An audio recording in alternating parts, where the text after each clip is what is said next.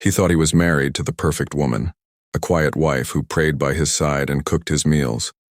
But one night he walked in on her doing something that shattered his entire belief system. In his mind, she had betrayed not just him, but God himself. And within days he would make a decision so horrific it left their community in shock and horror. This is the story of a man who believed murder could be redemption. Welcome to Dark Motives, where we uncover some of the most disturbing and unthinkable crimes committed in the name of love, jealousy, and belief. Today's case will take you deep into the mind of a man who believed that his wife's secret was an insult to God himself. But what began as suspicion would soon spiral into a deadly obsession that ended in fire. If you are new here, make sure you subscribe right now and turn on notifications, so you never miss the stories we bring you. These are not just tales of crime, they are windows into human darkness, and each one reveals how quickly trust and faith can turn into fear and destruction. Before we dive deeper, I want you to comment below and tell me where you are watching from. I love knowing how far these stories travel, and your comments help us grow this community of true crime watchers from all around the world. In the city of Salem, Oregon, nestled between quiet neighborhoods and sprawling church communities, lived a couple who appeared ordinary to anyone looking from the outside. His name was Daniel, a man in his early 40s, known for his deep involvement in his local church. He worked long shifts at a warehouse, spent his Sundays reading scripture, and was often described as disciplined, even rigid, in the way he lived. His wife, Mariah, was a few years younger. Neighbors remembered her as gentle, soft-spoken, and always respectful. She attended services with Daniel, sat quietly during gatherings, and rarely drew attention to herself. Together, they looked like the kind of couple you would expect to grow old together in peace.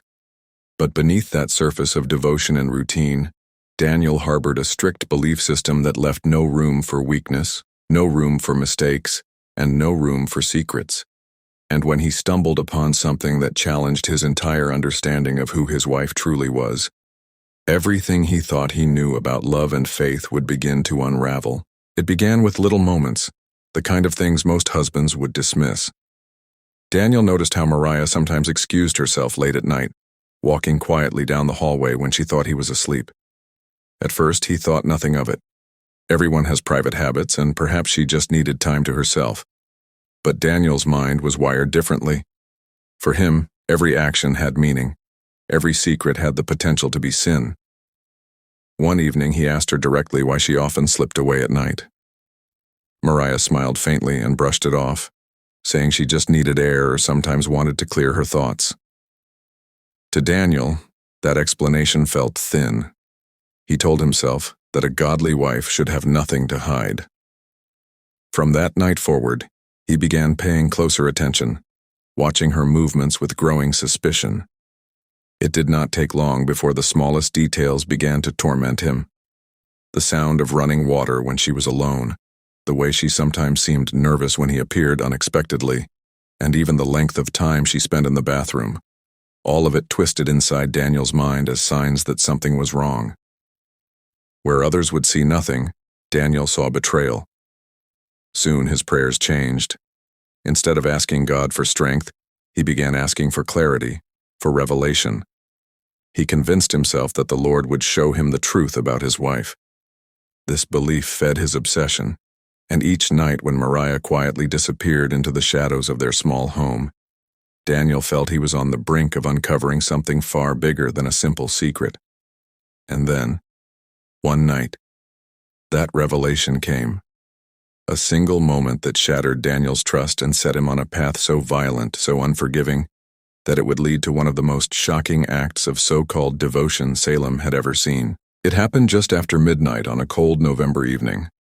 Daniel had been lying awake in bed staring at the ceiling, waiting for the sound he had come to anticipate. The soft creak of the floorboards as Mariah slipped from under the covers. And just as he expected, he heard it. She moved carefully, unaware that he was wide awake, her footsteps leading straight to the bathroom. This time, Daniel followed. He did not make a sound, his bare feet padding against the carpet as he edged closer to the half-closed door. What he saw through the narrow gap made his chest tighten and his breath stop cold. There, in the faint light, stood Mariah, not sitting as he had always assumed, but standing upright. Daniel froze, his heart pounding in his ears. To him, this was no ordinary act. In his mind, this was unnatural, a violation of everything he thought a woman should be. He believed he had uncovered proof that his wife was living in sin, hiding a truth so monstrous it could only be explained as deception against him and against God. He slammed the door open, his voice shaking with fury as he confronted her. Mariah spun around, terrified, trying to explain that it was nothing, that it was private, that it meant nothing at all. But to Daniel, the sight had already burned into his brain like a brand. Her tears, her desperate words, none of it mattered. He saw only betrayal. From that night on, the atmosphere inside their home was no longer one of quiet devotion. It was filled with suspicion, interrogation, and an icy silence that Mariah could not escape. Daniel had convinced himself he was chosen to expose her, to punish her, and to cleanse his household of what he now believed was evil. After that night, Daniel's world shifted into something darker. He no longer looked at his wife as a partner but as a deceiver planted in his home. Every prayer became a plea for strength. Every sermon became a sign that God was speaking directly to him, warning him that his household had been defiled. He began isolating Mariah, refusing to speak to her beyond cold commands. He told her she was unclean, that she had brought shame into their marriage, and that unless she confessed the full truth, their souls were in danger. Mariah, broken and confused, begged him to let it go, insisting she had done nothing wrong. But her words only fueled him further. To Daniel, her denials were lies stacked on top of lies. Soon he started fasting, locking himself in their small living room with nothing but a Bible and a pitcher of water. Neighbors could hear him late into the night shouting prayers, demanding that God reveal what should be done. His obsession no longer allowed him to think rationally. Each verse he read, each word from the pulpit, twisted into a personal message confirming what he already believed, that he was chosen to cleanse this sin with his own hands. Mariah, sensing danger, turned quieter than ever. Friends later recalled how she looked drained, thinner, almost as if she was shrinking inside herself. She no longer went out much, no longer laughed at small things the way she once did. Behind closed doors, she lived under Daniel's gaze, a gaze that had shifted from love to judgment, from judgment to condemnation. And as Daniel's obsession deepened, the thought of forgiveness left his mind entirely. He became convinced there was only one way to make things right, one path to atonement, and that path demanded fire. The tension inside the Salem home reached its peak on a night that neighbors would never forget. Daniel had spent the entire day in a haze, pacing the floor with his Bible clutched in one hand and muttering verses under his breath. He had stopped eating, his eyes sunken, his voice sharp with a conviction that frightened even those closest to him. Mariah tried once more to plead with him. She begged him to see reason, to let their marriage heal, to stop turning her into an enemy she never wanted to be. But Daniel's mind was already closed. He told her she was mocking God, that every word out of her mouth was poison. In his eyes, she was no longer his wife. She was a symbol of sin that had to be purged. That night, he made his decision. He waited until the house was quiet. Then he went out to the shed behind their small yard.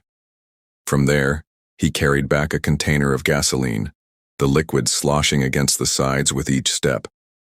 To Daniel, this was not a crime. This was a ritual, a sacrifice demanded by a higher power.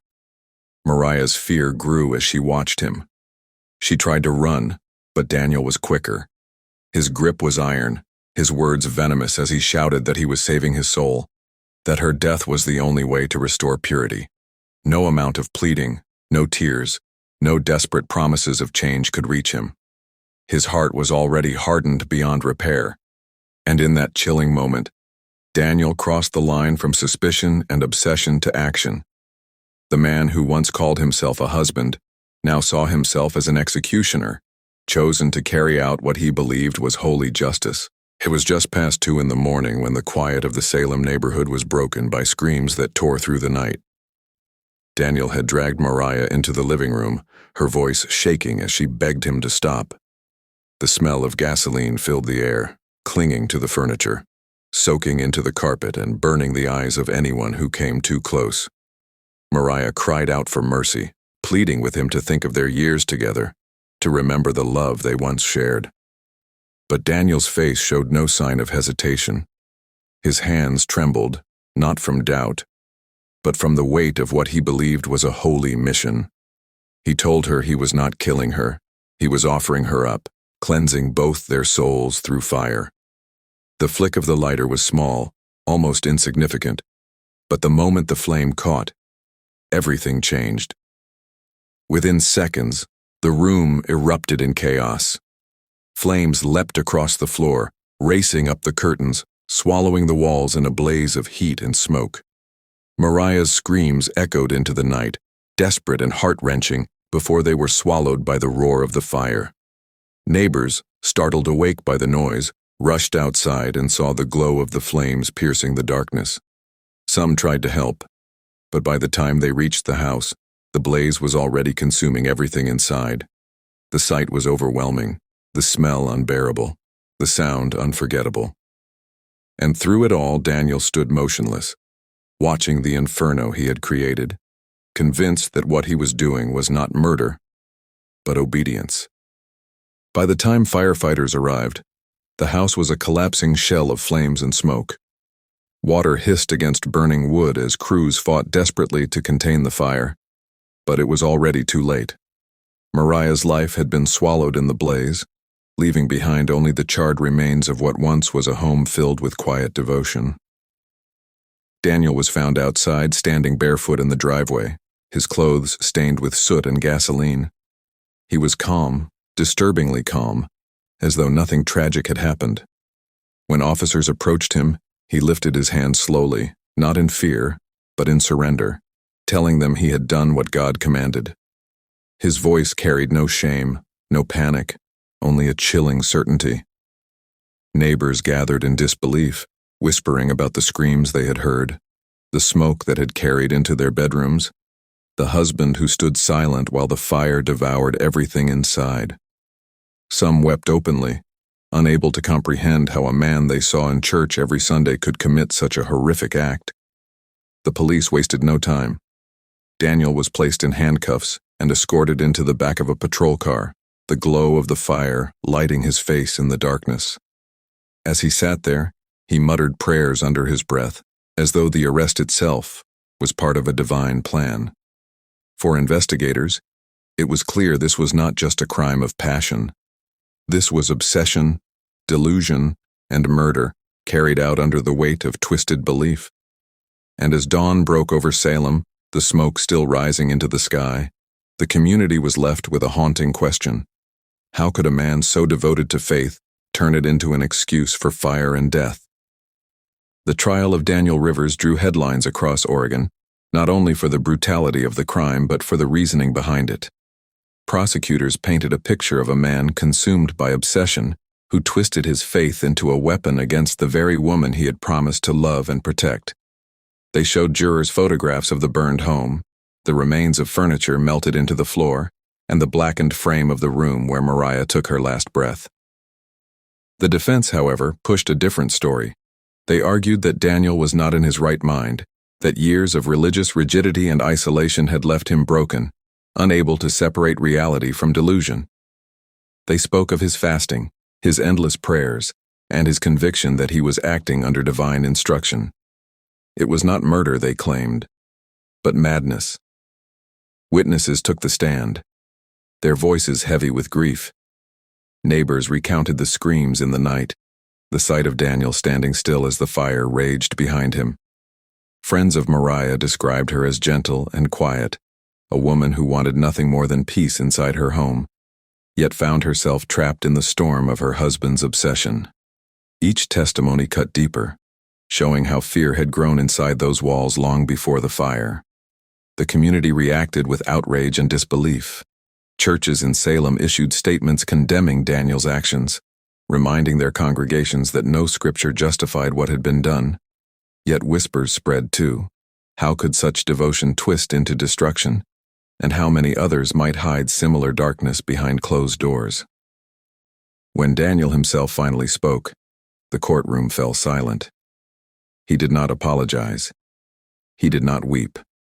Instead, he told the judge and jury that he had obeyed God, that his wife was unclean, and that her death was necessary for his salvation. His words chilled everyone who heard them. It was not the voice of a grieving husband. It was the voice of a man utterly convinced that murder was holy. Daniel Rivers was convicted of murder and sentenced to life in prison without the possibility of parole.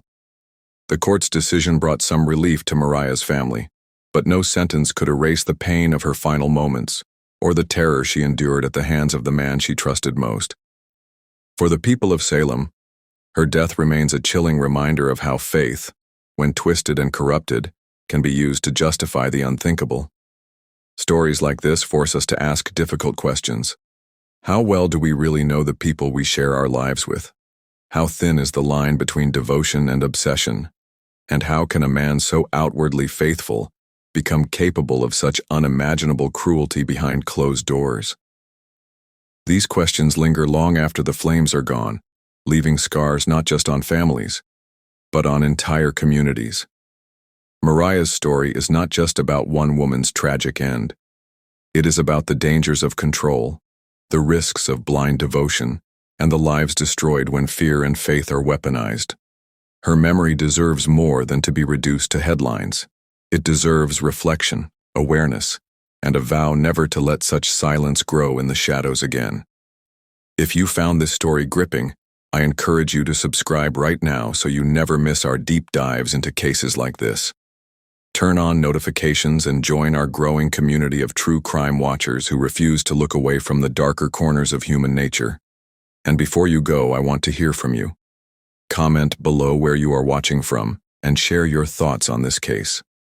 Do you believe Daniel's actions were the result of madness, or was it a calculated crime hidden behind the mask of religion? Your voice matters here, and I read every single comment. This is Dark Motives, and until next time, stay safe, stay aware, and remember, not every act of devotion is holy.